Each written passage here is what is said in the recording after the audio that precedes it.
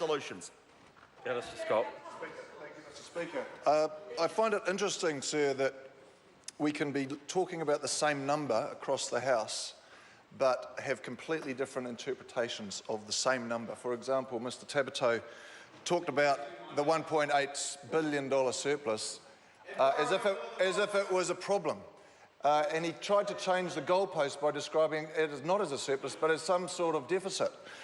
One example. Another example is the fact that Dr Clark continues to talk about the people in the middle, the people who have not had real wage growth numbers over the period of this government. But the numbers are the same. We are both looking at the same numbers, and I'll tell you what they are.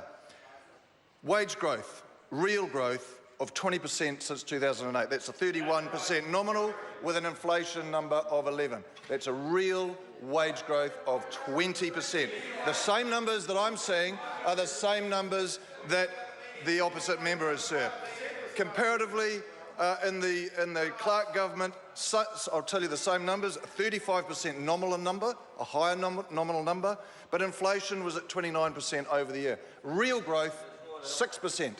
So we're looking at the same numbers and we can talk about, but it's interesting that for some reason, Dr Clark does not believe that there is wage growth. But I've just given you the numbers, Mr Speaker. The numbers speak louder than Mr Clark's words.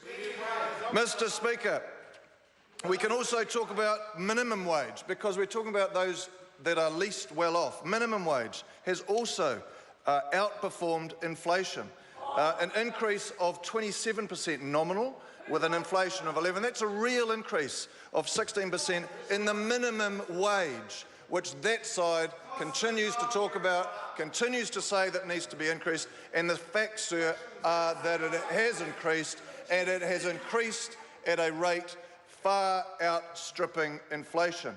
Superannuation, again, the elderly, people that are most in need, that number has also far outstripped inflation. Real growth in superannuation benefits. So we're talking the same numbers, but for some reason, sir, the people opposite just can't seem to connect the dots.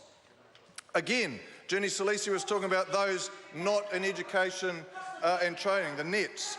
So in fact, as Minister Joyce said this morning, the numbers of nets of youth 15 to 19-year-olds is the lowest since recording at 6.5%, the lowest since records began in 2004. So again, we're looking at the same numbers, but somehow we're seeming to interpret them in a different way.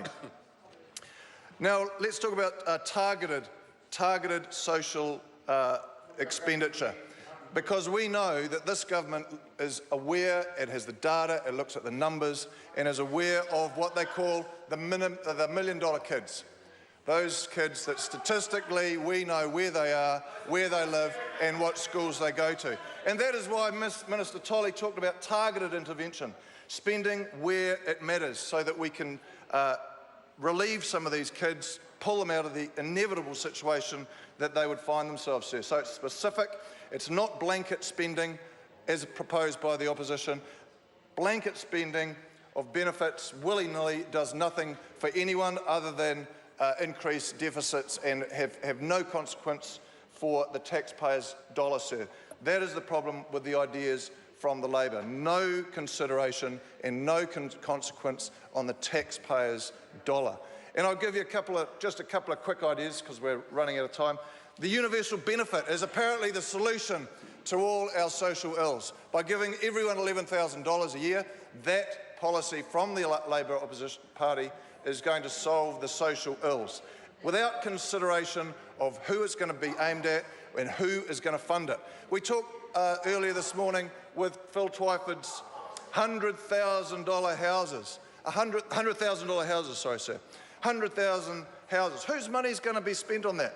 That's a $50 billion project, a $50 billion construction company managed by Phil Twyford. Imagine the consequence of that. But these people, sir, do not consider the consequences. They have no concern and have no respect for the taxpayers' dollar. It's blanket spending. It's chuck as much as you can, and let's just hope somehow the problems will be solved. Thank you, sir.